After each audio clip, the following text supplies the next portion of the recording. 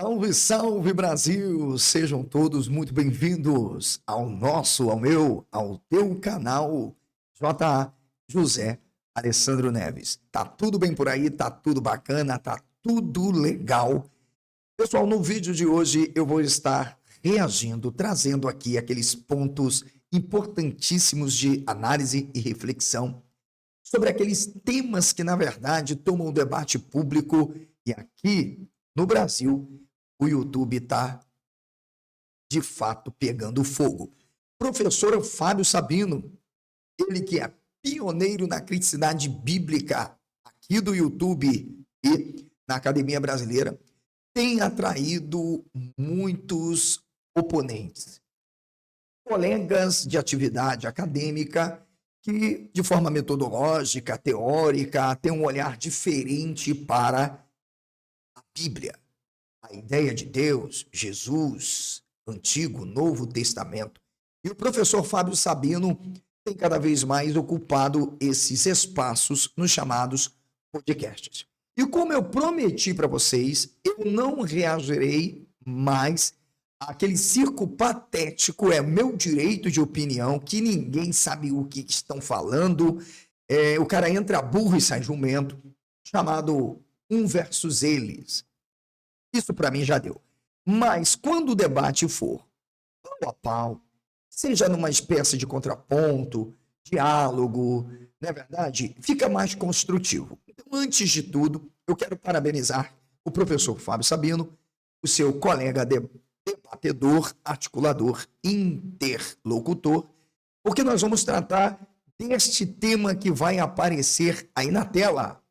Olha bem, onde há Jesus na Bíblia hebraica? No Antigo Testamento.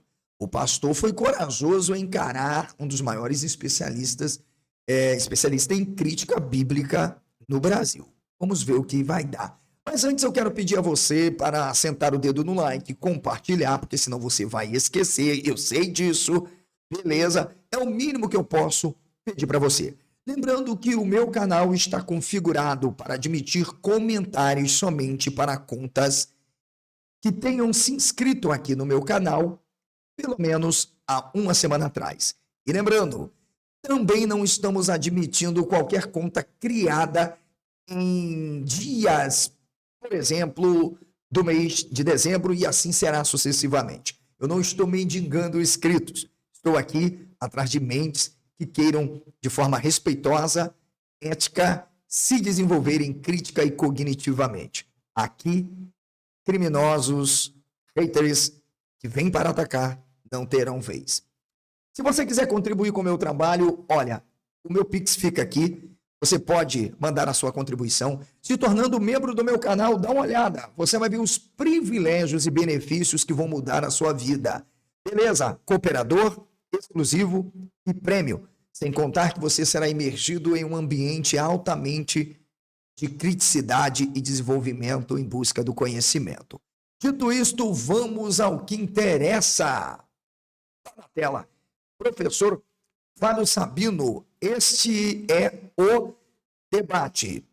Professor Fábio Sabino versus pastor Anderson Dias. E o debate, ou bate-papo, como queiram chamar, contrapontos, começou assim. Inclusive, eu queria parabenizar o senhor também. O senhor teve aos pés do mestre pastor Severino Pedro, né? Sim. Tive o prazer de comprar o livro da mão dele, Os Anjos, Sua Natureza e Ofício. Um homem extraordinário. Tive o prazer de conhecer ele lá na CPAD, pessoalmente. Ele morava do lado, né? Nossa, que Ele homem morava fantástico. no prédio atrás da CPAD. Homem fantástico. Foi meu pastor. E eu tenho também o livro dele, que é o Daniel, versículo por versículo, né? Se o pastor não sabe, uma boa parte dos livros dele, quem fez revisão fui eu. Nossa. Eu e o doutor Caramuru, um abraço pro doutor Caramuru. Mestre, viu? Doutor Caramuru, juiz de direito, um abraço para ele também. Tá, porque agora eu tô descobrindo os pontos de vista, né? Professor... Isso aqui foi até importante, vocês viram? Muitos vão chamar o Sabino de arrogante, prepotente ou coisas do tipo. Mas isso chama-se currículo, história, credibilidade. A nossa abordagem não é para isso. Eu faço isso todos os dias. As pessoas falam que é autopromoção. Não, é currículo, é história, é vida. Ele não esperava que fosse sair isso, não é verdade? Então a gente sabe que aqui no YouTube tem uma turminha de gente frustrada, sem história, sem nada. Que alguns chegaram aqui sentando os pés na porta, se sentindo acima de todo mundo. Mas é isso aí, quem tem história não adianta tentarem apagar, né? Vamos lá. Eu queria, na verdade, para responder essa pergunta, eu queria perguntar algumas coisas para entender o ponto que a gente vai estar abordando, né? Posso fazer algumas perguntas? Pode. E eu vou lembrar dessa daí, tá? Por exemplo, Deus para o senhor, o que o senhor diz na questão do Deus quando fala de Spinoza? Ele cita Deus ali. É um Deus meio que panteísmo, a questão da natureza, Deus é a própria natureza. Sei não, hein, gente? Como vocês sabem, eu gosto de pegar os links que me enviam e vou fazendo a live. Eu não assisto quando a live tem mais de 2 horas. Eu nem inicio para assistir. Mas pela pergunta, eu acho que o Sabino, não sei, não é a área do Sabino, ele não gosta de estar falando deste tema. Possa ser que o Sabino tenha já lido alguma coisa e até possa responder, mas eu não sei. Vamos lá, vamos ver o que vai sair do Sabino aí. Natureza, eu queria... Eu não tenho visão sobre esse assunto. Eu avisei? Sobre Deus? Não tenho. É. Não tenho nada a declarar sobre isso. Mesmo sendo ele um filósofo, porque eu percebo que às vezes o senhor vai pelo ponto... Se eu estiver errado, o senhor me corrija, por favor. O senhor vai É que pelo você tá me ponto... fazendo uma pergunta de cunho pessoal que eu não respondo. Ah, tá. Lembra que eu falei nos bastidores? Aqui, então. Lembra que eu falei nos bastidores? Tá. O senhor aborda, então, as questões de base, ciência, arte, filosofia e religião? Não. Também não. O Sabino é um dos poucos que ele tem a humildade de dizer, olha, a minha área é a bíblica, é manuscritologia, papirologia, crítica textual. E por isso que, às vezes, alguns interpretam o Sabino de uma maneira totalmente... Eu conheço o Sabino há mais de 15 anos. Hoje os meus filhos são adultos, casados. O Sabino acompanhou parte da minha história.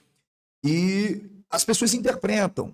Cada pessoa escolhe. Eu, como eu disse para vocês aqui, não me sinto melhor e nem superior a ninguém. Mas eu entendi que mesmo sendo uma pessoa com especialização nas línguas originais, tendo uma formação em teologia, isso para mim seria muito difícil, já sabendo que o pensamento humano, sobretudo no Ocidente, é constituído a partir de uma ideia de um Deus totalmente cristão, judaico, e que, portanto, pensar na ideia de Deus, de alguma forma, me obrigaria a dialogar com um amplo campo do conhecimento, como a filosofia, antropologia, sociologia, né? E em algumas áreas também da própria filosofia, por que não dizer a neurolinguagem, já que a gente parte de uma ideia sobre consciência de ser, e a gente precisa, então, pensar a ideia de como pensar Deus. O Sabino, ele toma uma posição e ele diz, eu sou especialista nisso aqui, essa é a minha área. Então eu logo já, no início, percebi que o Sabino iria falar isso, como ele já falou de outros assuntos, como Jesus histórico também. Não. Hermenêutica e exegese. Tá. Hermenêutica e exegese. Mais uma pergunta. O senhor bebe um pouco da linha do teosofismo ou gnosticismo? Nenhum. Nenhum dos dois? Nenhum dos dois. Sério mesmo? Sim. Eu acho. Lembrando, o fato do Sabino ter afirmado muitas vezes que ele acredita num Deus que está dentro dele, e em outras ele afirmou, eu sou Deus.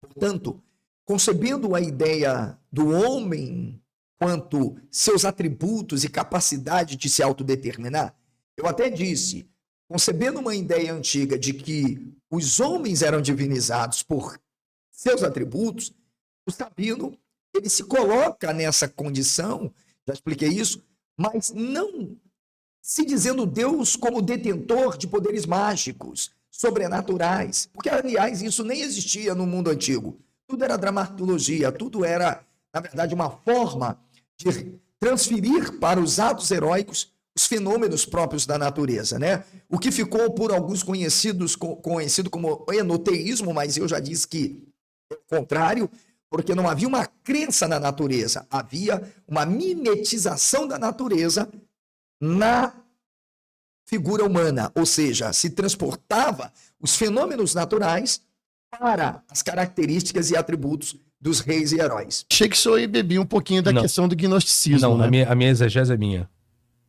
E essa exegese que o senhor faz, ela é totalmente bíblica. Sim. Certo. Então agora eu entendi o que nós podemos estar conversando aqui.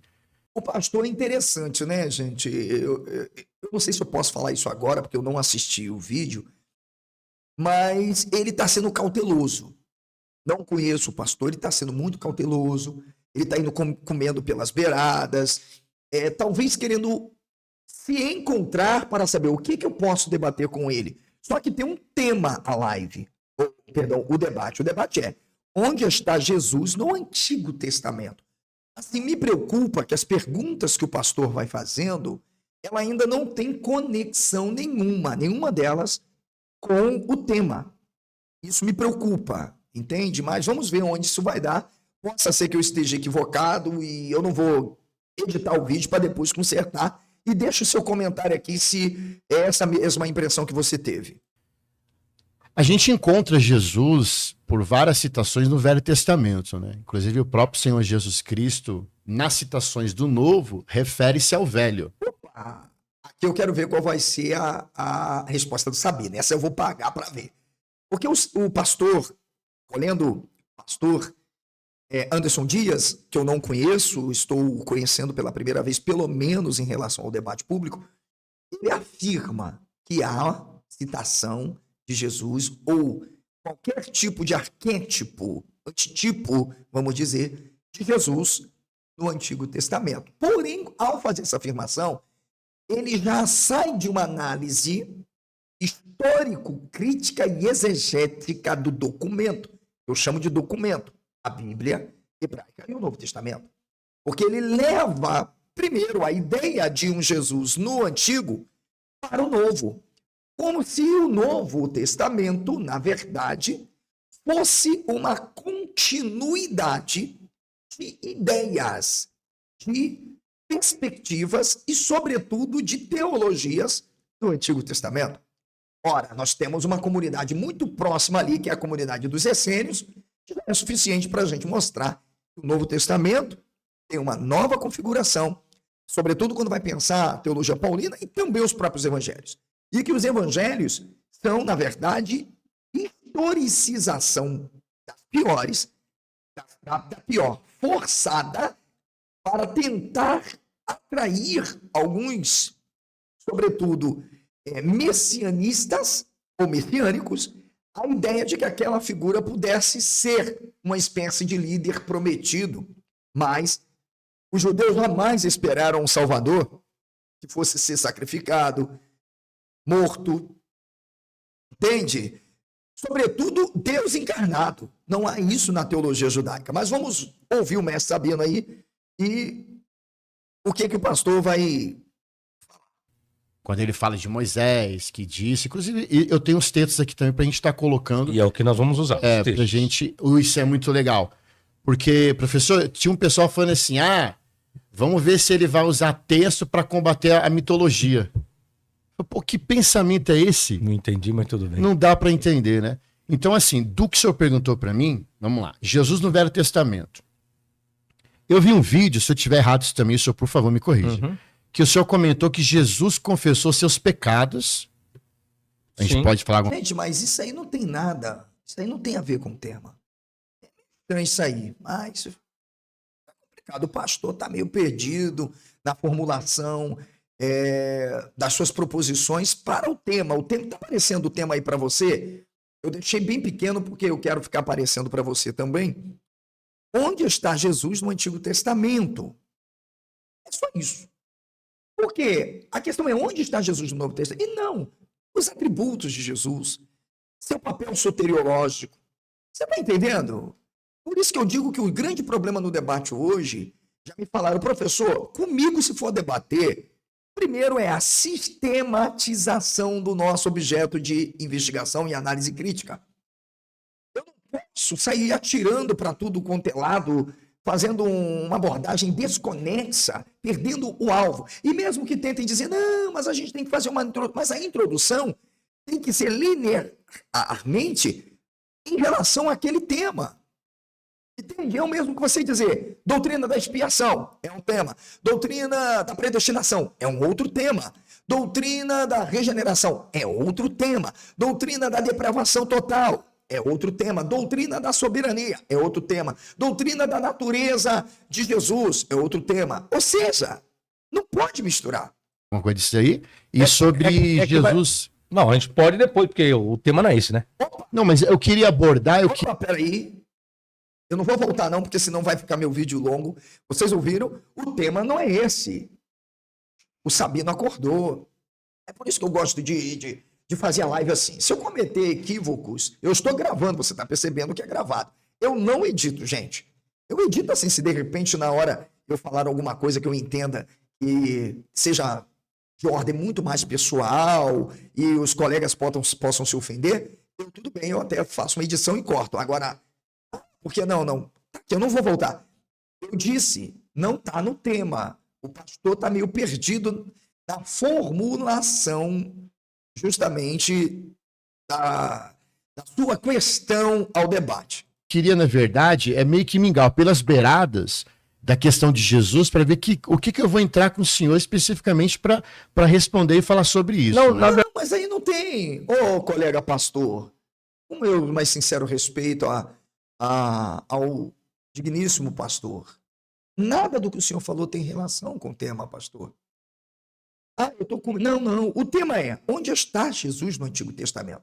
O que importa se ele foi profeta, se ele foi Messias, quem ele foi, e sim, se há alguma coisa, de fato, que tenha conotação direta com o Jesus que está nos evangelhos. Se ele, de fato, aparece, seja como tipo, como uma alegoria, se quem está escrevendo alguma coisa, está escrevendo com o objetivo previsionário, escatológico, um presságio, os que chamam profecias, oráculos, sobre um futuro Salvador que seria crucificado, que seria traído, seria levado diante de uma corte, seria o Salvador da humanidade, que nasceria de uma virgem, que andaria sobre águas, que ressuscitaria dentre os mortos. Onde essa tradição antiga que se desenvolve no Levante, no Crescente, no Oriente Próximo Antigo, onde os textos são totalmente, além dos vaticínios, ex-eventos, reconstruções e retroprojeções, para mudar e determinar o presente a partir de revisionismos claros do passado. Não. Colega pastor, não é por aí não. Na verdade, o senhor que vai ter que me provar que Jesus está no Antigo Testamento. Caramba. Eita, rapaz, o Sabino. Isso aqui, gente, é quase... Por isso que eu amo o direito, né? O direito prova quem acusa. Quem diz algo sobre o outro. Você entendeu? Eu não tenho que chegar... Não. Quem acusa, quem prova. Você vai entender? Quem acusa, que prova. Eu não posso chegar num poder judiciário, dizer que uma pessoa fez isso comigo e eu não apresento. A gente chama isso de direito probatório, acusatório. E aí o Ministério Público olha aquilo ali e fala assim, olha, vamos tentar ver, vamos dar uma oportunidade para ver se sai alguma coisa aí. E não sai nada. A mesma coisa é isso aí que você está vendo. Peraí, o senhor está dizendo que tem, então o senhor vai ter que provar. E eu vou fazer aqui os meus contrapontos, a crítica. Né? É que o senhor está puxando para o novo, né? Novo. Não, mas eu vou fugir do novo. Não, o senhor tem que me provar os textos, quais textos do Antigo Testamento, ali está a pessoa de Jesus. Mas Sabino está certíssimo. Veja por quê. Eu não sei se o Sabino falará disso depois. Então peço desculpa, não vou editar o vídeo. Não sei se ele vai falar. Se não falar, eu estou dando uma mãozinha aqui aos colegas no debate. Todos os textos do Novo Testamento ficam claros que são historicização e mal feita. Isso a gente sabe. Por exemplo, Jesus vai para o Egito por decorrência de uma perseguição após o seu nascimento. Olha o que o escriba vai dizer, o narrador. Isso aconteceu, porque está escrito, do Egito chamei o meu filho. O texto não tem nada a ver com uma profecia messiânica, com a profecia de um Salvador. Não, é um texto escancaradamente forçado para tentar ludibriar um grupo que, de alguma forma, tem uma expectativa sobre uma espécie de líder messiânico, que pode ser o Messias profeta, um Messias político, e pode ser um Messias celeste, segundo os manuscritos do Mar Morto. Pois a ortodoxia judaica não tinha expectativa nesse tipo de Messias. O Messias deveria ser, de fato, primeiro da dinastia de Davi e, sobretudo, um líder poderoso como característica de Ciro. Por isso que o Ciro é o rei, Messias e pastor justamente sobre Judá, não Israel, porque Israel é norte e já havia caído em 722. Então, o Sabino está certo. Não sei se falará, mas ainda há outros textos. Ou seja, isso no judaísmo, não sei se o Sabino vai falar, mas fique aqui o adendo, é chamado de drash. É quando você pega um texto, ou uma profecia, um oráculo, uma alegoria, algo do tipo, e você tenta encaixar num antitipo para determinar que aquilo ali tenha sido, por exemplo, um presságio, uma profecia. Isso é chamado de drachá, é uma espécie de historicização, que é a exegese, que vem do Midrash, com o remes. O que é o remes? É procurar uma conexão, uma coordenação, uma ligação histórica no presente com algo do passado, formando o tipo e o antitipo dentro de uma estrutura narrativa. Cara, por favor, senhores pastores, respeitam a minha sanidade e minha intelectualidade. O grande problema é que aqueles que passaram a ler a Bíblia, a interpretarem a Bíblia sob uma perspectiva teológica apologética depois do segundo século e não no primeiro, porque antes do segundo século não havia teologia, havia poesia. E os poetas eram os teólogos, porque eles não defendiam dogmas ou doutrinas. Orfeu, inclusive, em Homero, no mito, é considerado o primeiro teólogo. E ele não fazia apologética. Então, primeiro que teologia é uma coisa dos pais da igreja. Num total diálogo com o médio platonismo, que de alguma forma influenciou a estrutura do próprio cristianismo quanto estrutura imperial política e religiosa. Vamos ouvir, sabe não? E coloca uma questão. O senhor acredita que Jesus ele confessou pecados? Não é questão de acreditar, é questão... De novo, comente aqui para mim. Será que o pastor ele está inseguro? Ele tem a consciência que não tem como entrar nesse tema? Que qualquer teólogo sério, eu digo cientista da Bíblia, que sabe o que é o texto hebraico, a Septuaginta ou Septuaginta, o Novo Testamento, que sabe que falar de teologia é falar de misticismo, falar de teologia é falar de esoterismo, falar de teologia é falar de misticismo. Agora, falar de mito não é falar de teologia. O mito, ele não tem nada a ver com teologia. Ele pode estar revestido de teologia? Pode. Mas mito é uma coisa e teologia é outra. A grande verdade é que teologizaram os mitos. Eu falo isso no meu livro que vai aparecer aqui para você. Quando ele passar, eu te aviso, ok? Que é o meu livro A Guerra entre os Deuses, Javé, El e Baal. Tá aí. Deu para você entender? Ok. Então vamos voltar. Questão de fundamentar, é diferente. Então Jesus confessou pecados. Sim, está escrito no texto. Então, por exemplo, aqui, um dos textos que eu quero citar aqui para a gente começar, do Velho Testamento, eu fiz uma ligação do Novo com o Velho, né? Então, por exemplo... Pastor Anderson, se tiver versículo, pode... eu vou começar. Eu queria entender o ponto, agora eu já compreendi. E aí, se eu só fazer uma intervenção aqui como mediador, eu sei que o pastor tem várias perguntas aí, mas vamos focar no tema do debate, sim. né? Eu queria só entender as perguntas pode deixar sobrar um tempinho no final. Tá. Vamos focar no... Tá bom, pastor? O administrador foi coerente. Parabéns ao administrador. Até aqui não tem nada a ver com o tema. É importante deixar isso ressaltado. Ou seja, deixa-me ver, o pastor tomou 18 minutos quase sem sequer, a gente vai chamar de status questiones, que é a questão do problema. Isso é uma regra metodológica de quem vai defender uma tese ou uma teoria ou uma hipótese. Você já sabe se uma pessoa tem domínio de um assunto já na apresentação. Isso é regrinha de banca examinadora. Queria só entender esse princípio Beleza, aqui, essa beleza. premissa, para a gente poder abordar essa questão. Então, o primeiro texto que eu vou usar o novo, mas indo para o velho, tá? O primeiro texto que eu queria colocar aqui, deixa eu ver se é esse. Olha, eu já quero apontar um erro aqui. Ele não pode usar o novo indo para o velho. Porque o novo é uma historicização. É teólogo me trazer um só versículo onde Moisés tenha, mesmo que não seja citando o nome, escrito acerca, de fato, de uma figura que seja compatível, caracteristicamente, de acordo com o próprio pensamento, a tradição, concordando com o Sabino, que o texto seja do Êxodo, o Pentateuco é uma produção pós-exílica, o Amós não sabe nada do Êxodo, eu vou falar isso no meu livro, A Guerra entre os Deuses. Onde Moisés escreveu? Bem, então eu vou descobrir como?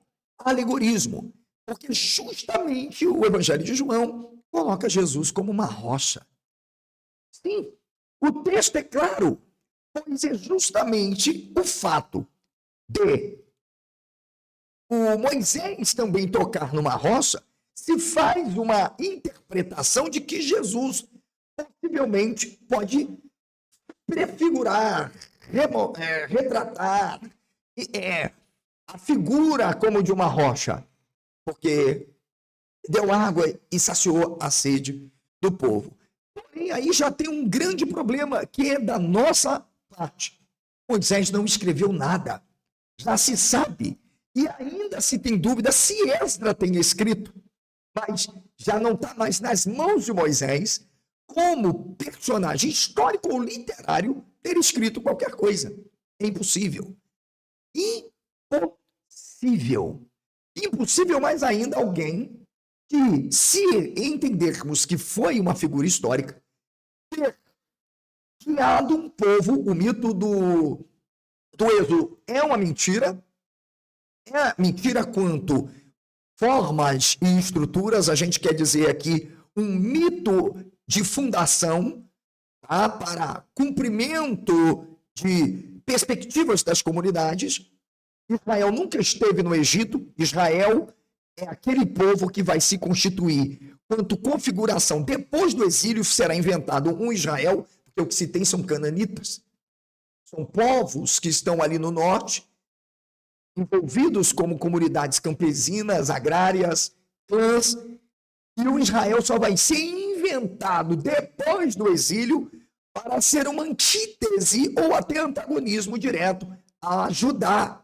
Então você não tem Moisés escrevendo nada, ok? E se eu aceitar que Moisés existiu quanto figura histórica, vamos admitir, como que um homem que, na verdade, passou parte da sua vida num deserto, tentando conduzir um povo cheio de problema.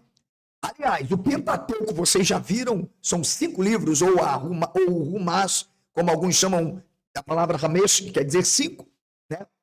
Ou alguns chamam da Torá, porque aí se entende que existe ali tanto Torá Shebertado como Torá Shebialpé, numa forma de estrutura, lei escrita e lei oral. A questão é, não se tem do que se falar de Moisés ter escrito. Então aí já começa o problema. Eu não estou chamando o personagem de mentiroso. Eu estou dizendo que quem está escrevendo, dizendo que Moisés escreveu sobre mim, está fazendo midrash. Está tentando aplicar aquele personagem, possivelmente uma prefiguração daquilo que aparece como muito mais estrutura de uma saga do deserto, né? Uma dramaturgia que é fato que está se vivendo a partir da narrativa da classe sacerdotal. Então, vamos lá, Sabinão. Quero ver como que o Sabino saiu aí. Vamos lá. Os sinóticos não dirão nada a respeito disso. Apenas o evangelho de João, porque é uma característica peculiar do seu evangelho já logo desde o início do seu prólogo. Então não vejo problema nenhum. Agora, o problema vai ser onde Moisés escreveu sobre Jesus. É isso que nós temos que encontrar, né? Certo. É isso que você vai ter que me provar. Não, eu tenho umas coisas aqui. Ok, tranquilo. Tá. Outra questão também aqui que nós vemos, até se quiser, Lucas 20. Eu vou pro velho. Tô citando os velhos pelo novo. Tranquilo. Lucas 24, 27. Lucas. 24, 27. O que a gente observa aqui nesse texto? Que no dia da ressurreição, Jesus estava ali andando com 2 de seus discípulos e explicou-lhes o que constava a respeito dele em todas as escrituras. Eu já peguei Lucas.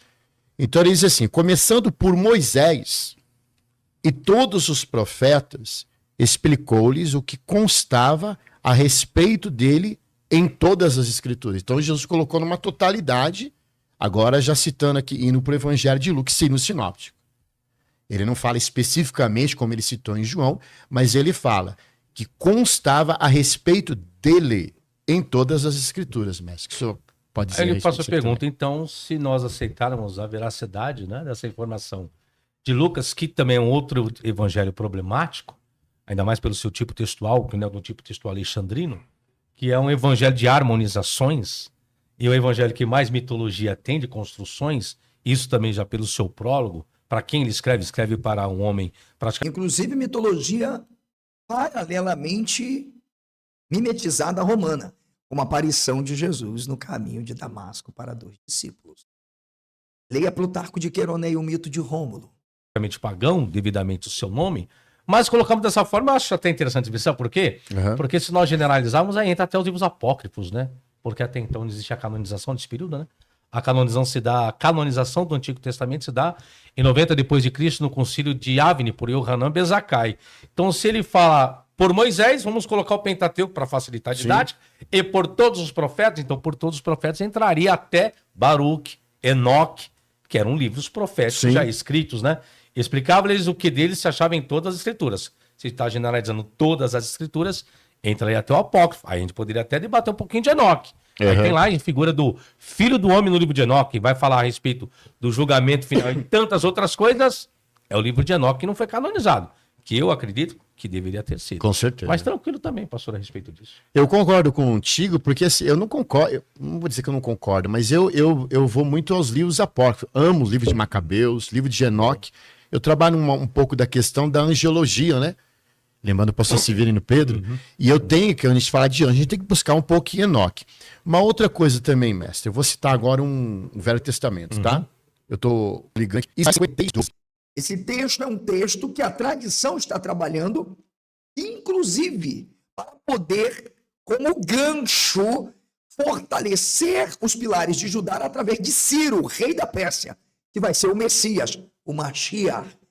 E o texto vai dizer que foi o enviado justamente por Javé. Deu para entender? Então, nem mesmo este versículo, que está muito próximo do Novo Testamento, por exemplo, poderia ter sido usado para falar de Jesus, mas não tem. E esse aí é vamos chamar lá, Antigo Testamento, a Bíblia hebraica. Professor, onde nós achamos isso nos manuscritos? Eu não tenho como abrir o meu software, a Libronics dos manuscritos, porque eu estou usando o OBS, deve estar até travando a minha imagem para vocês, não sei, eu vou ver depois quando eu publicar, mas já deve estar travando, então eu não consigo usar o meu software. Mas, para você ter uma noção, se existem manuscritos que poderiam, de fato, serem utilizados para designar que Jesus era um Messias prometido, eram os manuscritos do Mar Morto. Eram os manuscritos do Mar Morto, e por uma razão muito clara, muito precisa, porque está cheio de Messias. Messias celeste, Messias político, Messias guerreiro, Messias da casa de Davi, da casa de Arão, da casa de Jacó. Tem Messias para todos os gostos. Ainda tem um líder, Messias Morent Tzadik, no pergaminho de Damasco. Ora, veja, Gênesis 49, 10 é justamente um texto em conexão com Ezequiel, que eu vou mostrar para vocês, porque falou de Jesus é minha praia, seja no Antigo ou no Velho, como vocês que sabem. Primeiro, 4Q de Gênesis, que a gente chama de 4Q2, 4Q de Gênesis, 4Q 4Q de Gênesis, coluna 2. Veja o que diz ali. 4Q de Gênesis J, também. 4Q10, também. 4Q de Gênesis K, 4Q11, que é um fragmentário, também. Ou seja, senhor pastor e senhores pastores, vocês estão desesperados, porque nem nos manuscritos do Mar Morto, porque se há um documento que alegorizou e repensou tudo do velho, foram os manuscritos do Mar Morto. Ora, mas por que a tradição estava tão preocupada em citar outros textos se poderiam utilizar textos tão próximos que falavam de Messias? Por exemplo, a grande questão mesmo sobre Shiló, que aparece nos manuscritos do Mar Morto, que tem uma leitura consonatal Shiló, que aparece lá como sem vocalização, né? Não tem a vocalização direta. É um texto, inclusive, exatamente como o próprio texto maçorético. Então, nem Corã afirma a leitura messiânica. Deu para entender? Ou seja, não há uma interpretação de que Jesus seja um enviado ou um Mashiach, um indivíduo messiânico, pessoal. Não há. Gênesis 49:10, não há uma conexão nenhuma com o Messias davídico futuro específico. Nem isso há. Ou seja, se há uma comunidade que poderia fazer uma conexão direta por uma cristologia retroativa, era a comunidade dos essênios. E aqui eu me coloco à disposição para debater sobre os manuscritos do Mar Morto com qualquer um, desde que ao vivo comigo também abra e leiamos os manuscritos e façamos uma tradução e exegese direta lá. Como então o judaísmo do segundo templo entendia Gênesis 49:10, Isaías 53, Isaías 61, ou todos os demais textos? Apenas como retroprojeção, ou seja, vaticínio ex eventos, adaptações e construções. Os essênios, que são puritanos, que querem uma dissidência de uma ortodoxia, já que os judaítas eram muito rígidos, estão fazendo o que a gente vai chamar de leitura intertestamentária, alternativa. Vocês estão entendendo? E aí a gente entende por que os manuscritos do Mar Morto, que traz justamente a Neki e a Voshilá, até que venha aquilo que lhe pertence, devido a essa conexão com a preposição que. Então você tem a Neki e a Voshilá, até que venha aquilo que lhe pertence, mas traduzido, até que venha o enviado, Shaliach, do verbo enviar. Os manuscritos foram lá em Ezequiel 21, que eu não tenho como mostrar aqui, talvez eu faça a legenda e coloque para vocês verem, e deixa aqui na descrição, a tradução de Ezequiel 21, 27, a Debor, Asher, Ló. Vê lá se não é isso. Debor, Asher, Ló. Ora, calma. Lembra que eu disse que não tem criar do nada e nem que o verbo bara significa criar do nada? Está aqui. O segundo volume está saindo até março. Está aqui. E eu disse, os judeus helenistas provaram que o verbo bara nunca foi criar do nada, ao justamente por várias vezes optarem por epoessem, esquecendo que o verbo kitzor, entendendo como foi usado, esse sim denota um criar do novo, mas não do nada também. Ou seja, muito mais compreensivo sobre o verbo. Mas como o assunto é Jesus, eu vou voltar, mas precisei dar esse rodeio para você entender. Porque lá em Ezequiel, a Septuaginta, ou Septuaginta, não traduz isso. Lá nós temos Rofan el Tentá, Apoqueimerá, autor. Ou seja, até que venha aquilo que lhe está reservado. Perceberam a tradução que é feita pelos sadoquitas, sacerdotes de Ezequiel? Ou seja, se os essênios, mestre Sabino e autoridades no assunto, eu quero estar com vocês num debate. Se os essênios tinham uma visão muito mais próxima sobre um possível Messias com uma característica, como os evangelhos dizem, agora estava a hora de corrigirem o texto justamente da Septuaginta.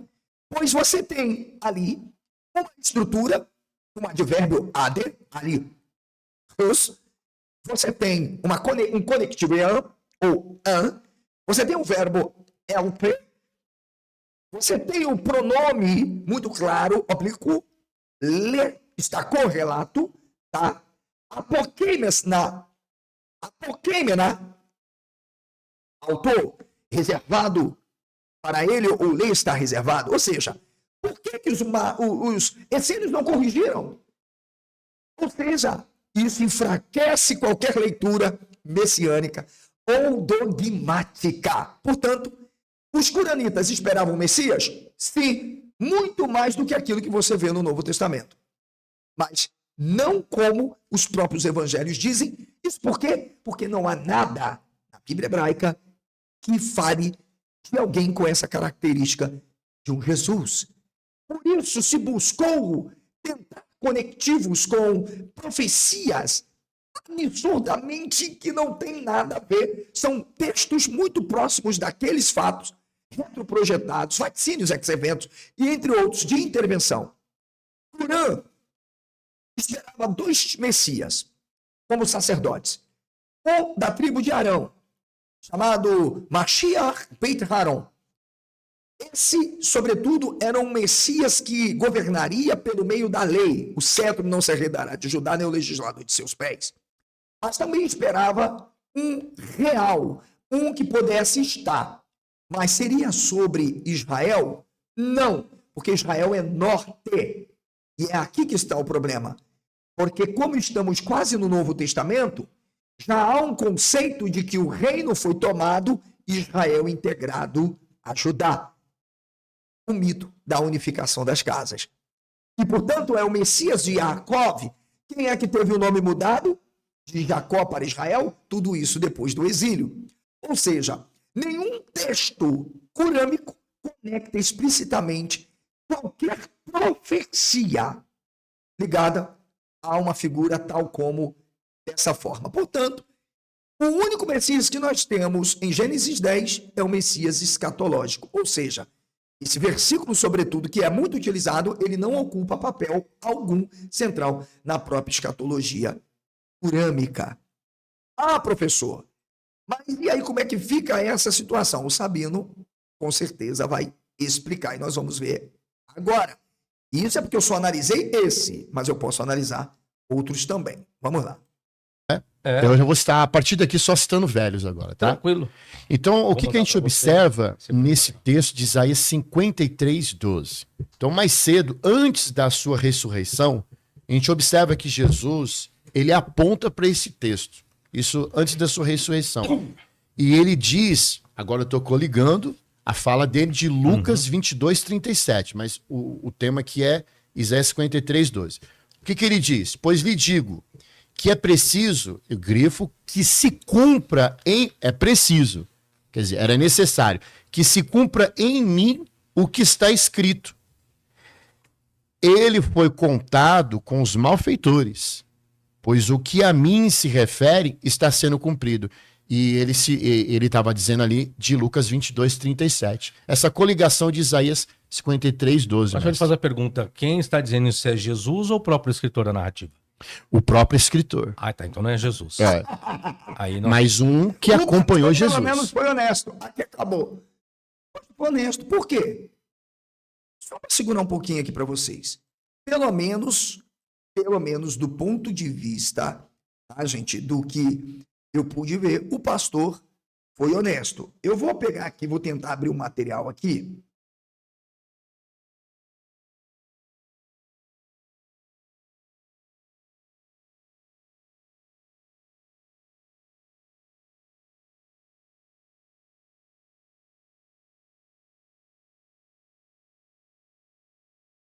Vamos lá.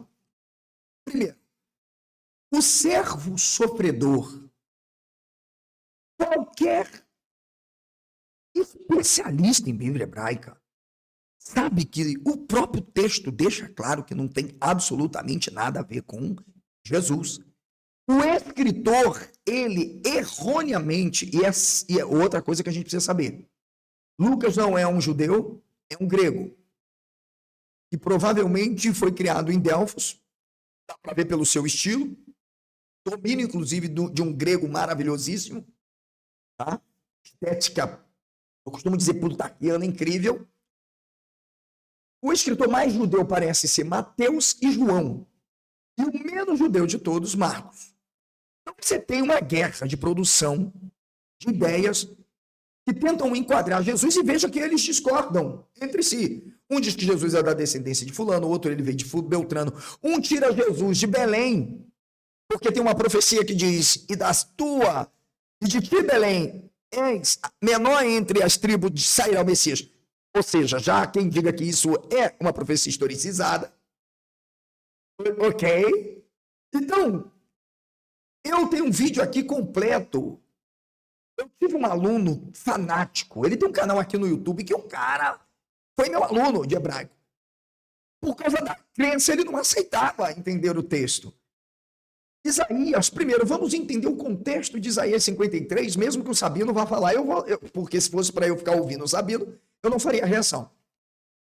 Primeiro, Isaías 53, você tem que entender, não existe Isaías, existe Isaías, ou seja, tradições isaiânicas. Pronto, Deutero e Trito Isaías. Ok? Do 40 ao 45, nós temos o Deutero Isaías, aliás, é quase o Novo Testamento. E esse texto, ele é um texto claro, objetivo, dentro de um contexto amplo dos chamados Cânticos dos Servos, Isaías 42, 49, 50, 52 e 53, que estão inseridos justamente do 40 ao 55. Professor, e onde esse corpus oracular estão? Justamente no exílio, no 6º século antes de Cristo, supondo um Cristo. E no hebraico, veja, o próprio termo, apesar de aparecer Eved, servo, já foi identificado explicitamente no próprio livro. Olha o que o texto, logo no primeiro capítulo 41, verso 8, vai dizer. Ah, professor, mas no 53, porque são fragmentos. O texto Isaías são textos oraculares, mítico-poéticos, traditivos. E o texto não foi escrito num dia por uma mão só.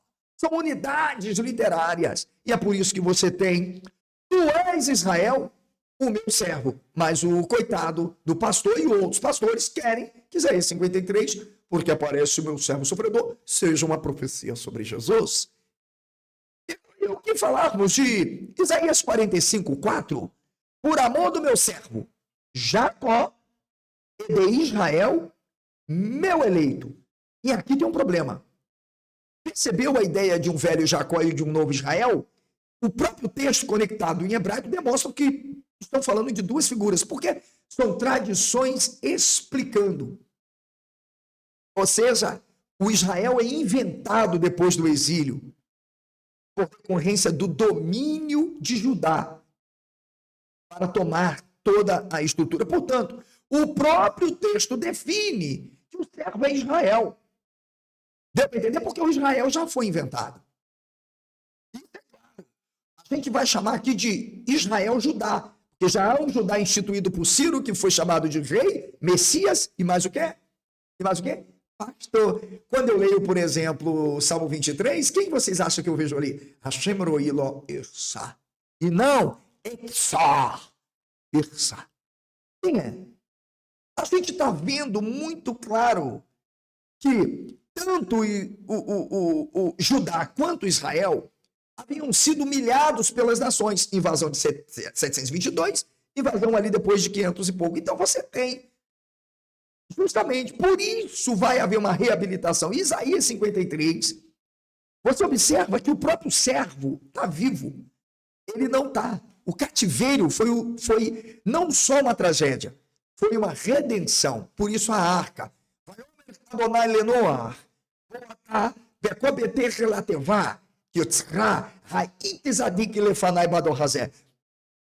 Não teve dilúvio nenhum, não teve arquinha nenhuma. Tudo é um mito fundacional que protege justamente quem? Os sacerdotes do templo. Por isso os sacrifícios, por isso os animaizinhos. Agora veja, Isaías 53 é interessante que aparece Iré, Será, Vaiarir e a mim. Ele verá descendência e prolongará seus dias. Leia o texto de Gênesis, onde diz que o Avram, que se tornou Avraham, seria pai de uma multidão, o hebraísmo. Ou seja, um morto vê descendência? Comente aqui. Um morto tem seus dias prolongados? No mundo hebraico, isso indica a restauração nacional? Indica a ressurreição individual? Indica a linguagem sacrificial e sacrifício literal? Por exemplo, o próprio termo Hashem é um termo metafórico dentro da literatura profética, exemplificando não um sacrifício individual, mas um sacrifício coletivo. Como então pode ser aplicado a Jesus? Eu não quero nem chamar Jesus de mentiroso, porque aí o mentiroso seria eu. Porque afinal, chamar um personagem de mentiroso, sabendo que quem está falando é o dono da conversa, é o narrador consciente, é o narrador observador que faz tudo isso.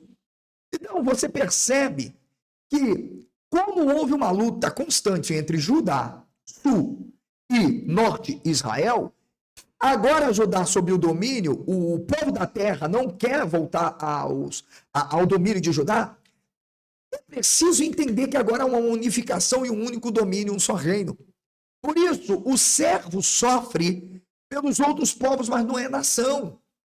É aquele povo que está ali. Onde eu sei isso? Cilindro de Ciro, o grande libertador, Salvador, Criador e Rei do Universo. Está escrito isso.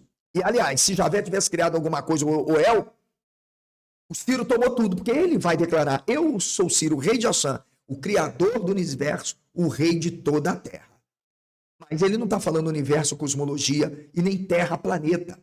Ele está falando aquele domínio que agora está sobre seus cuidados como o rei de Axã, rei da Pérsia e rei da Babilônia. O servo, então, o texto diz que nós o julgávamos castigado por Deus. Gente, quem está escrevendo a narrativa é poética, é a tradição. Nós é quem? Quem é esse nós? Logo, você percebe que o termo nós aqui refere-se àquela tradição que olhava para Israel distintamente, inventando um Israel, que é o norte, onde vai ser inventado o tribo de Efraim, vai ser inventado o tribo de Manassés, vai ser inventado todo tipo de tribo. Por isso que você tem a expressão no verso 15 do capítulo 52, assim causará a admiração a muitas nações. E nações ali também não tem nada a ver com alemão, Estados Unidos, Alemanha, Estados Unidos, não. Goim é aqueles povos ali. Então a gente tem uma leitura absurda que começa justamente após e não antes ou em Corã. Tudo isso foi uma forçação. Nenhum judeu do período do Segundo Templo leu Isaías como messiânico sofredor. E nem os manuscritos do Mar Morto, que estes sim poderiam, esses manuscritos, retratar disso, também não retrataram. O Messias do judaísmo não sofre. O Messias reina. O Messias restaura. O Messias vence inimigos. Não expia pecados pelo sofrimento. Por isso é que Jesus não tem nada, se existiu, de Messias. Isaías 53 fala de humilhação, exílio e restauração. Não fala de cruz, redenção, pelo sangue e expiação substitutiva. Portanto, de forma direta, eu nem sei o que o Sabino vai falar, mas quando eu vejo esses camaradas fazendo esse contorcionismo, tem hora que eu tento me segurar. Isaías não é uma profecia messiânica sobre o Jesus dos evangelhos. É uma retroprojeção.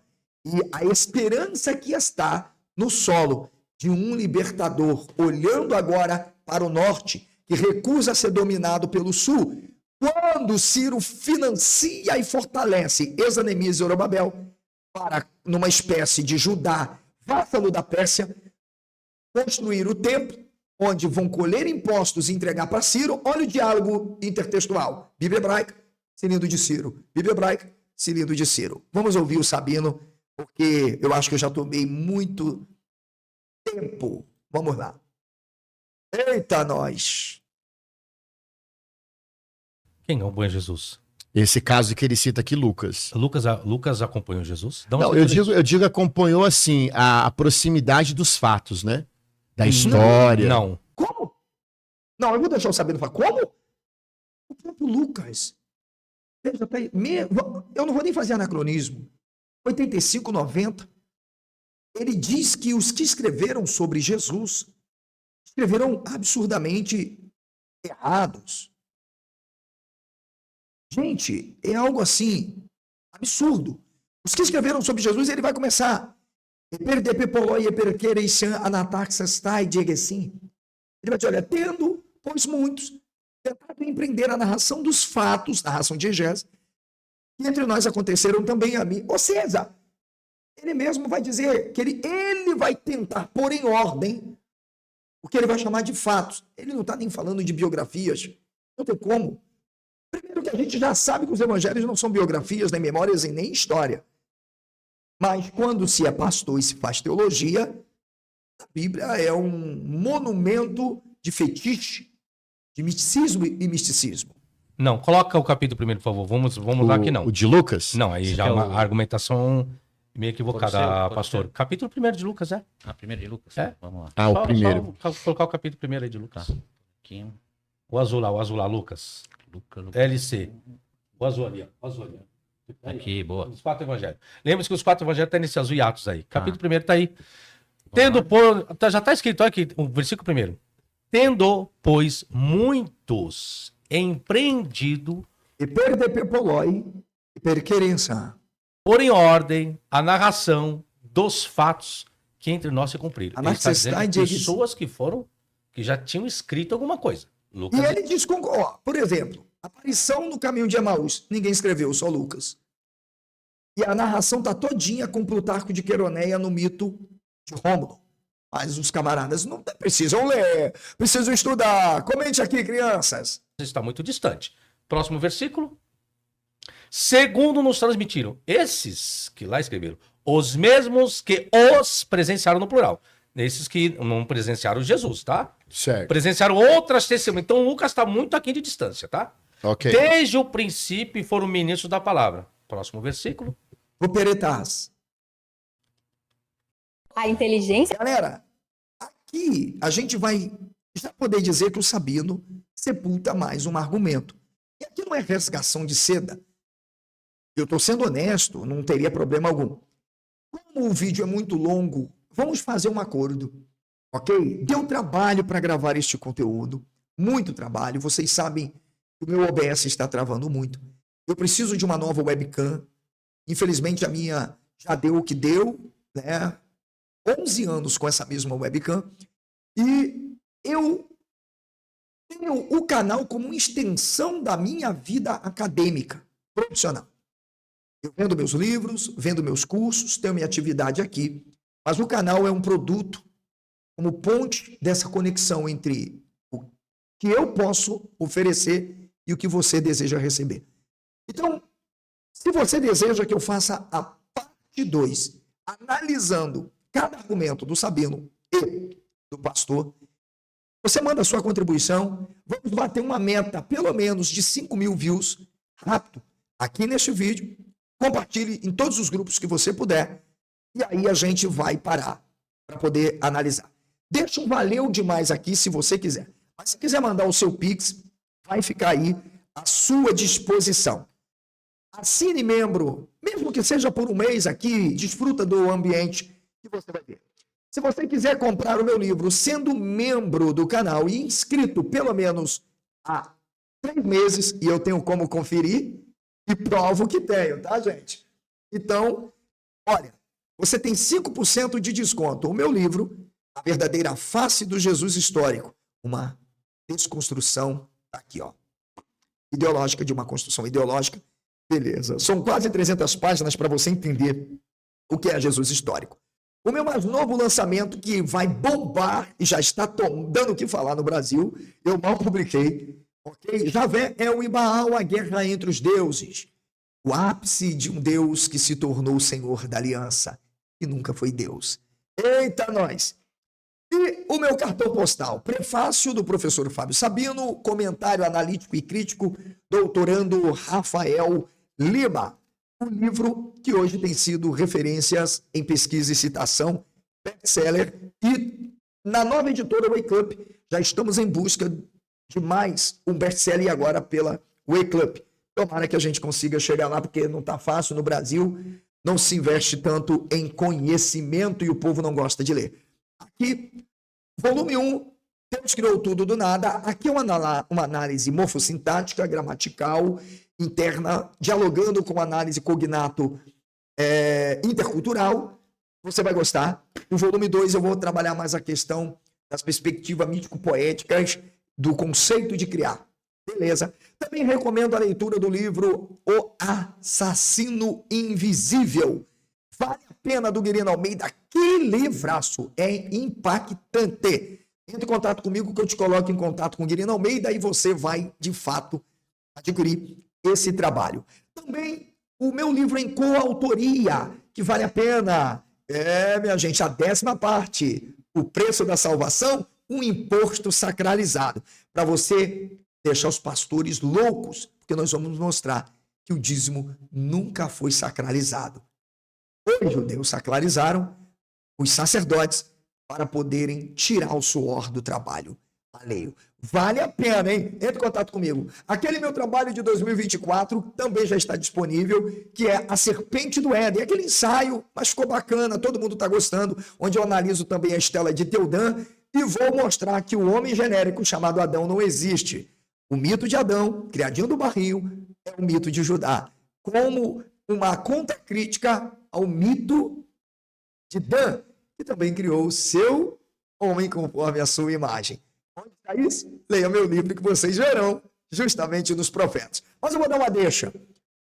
Há 4 profetas que dizem que os homens faziam dos homens os seus deuses e como suas imagens esculpiam como imagem de fundição e os adoravam.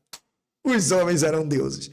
Ok? Então, minha gente, muito obrigado pelo carinho da sua audiência, obrigado pelo seu like, obrigado por compartilhar. Rumo aos 30 mil inscritos. E a nossa meta até março é 200 membros aqui. Mas, se possível, pelo menos uns 50 a mais no Gabd. Você, para poder ter acesso ao meu site, veja, é muito fácil. Você vai lá em login, olha aí o primeiro vídeo, ó, login. Depois você faz isso aí, preenche um perfil para você logar, cria uma senha, verifica o seu e-mail, clique no link que você vai receber. Pronto, você já está cadastrado no meu site. Pegou primeiro? Tá tudo bonitinho aí, ó. Vamos olhando aí o passo a passo. Olha que legal. Beleza? Também os que são membros do canal. Lembrando, se for membro do canal, os conteúdos são liberados por mês. Dose homeopática. Quer ter acesso integral? Você pode pagar no cartão e você vai ter biblioteca. Mais de 6 cursos para você escolher de acordo com a sua assinatura. Biblioteca e a minha seleção de biblioteca, de bibliografias exclusiva de todas as fontes de pesquisa. Beleza? Então vai lá, www.gabd.com.br. Meu nome é José Alessandro Neves e foi muito bom poder estar aqui com vocês. Fui!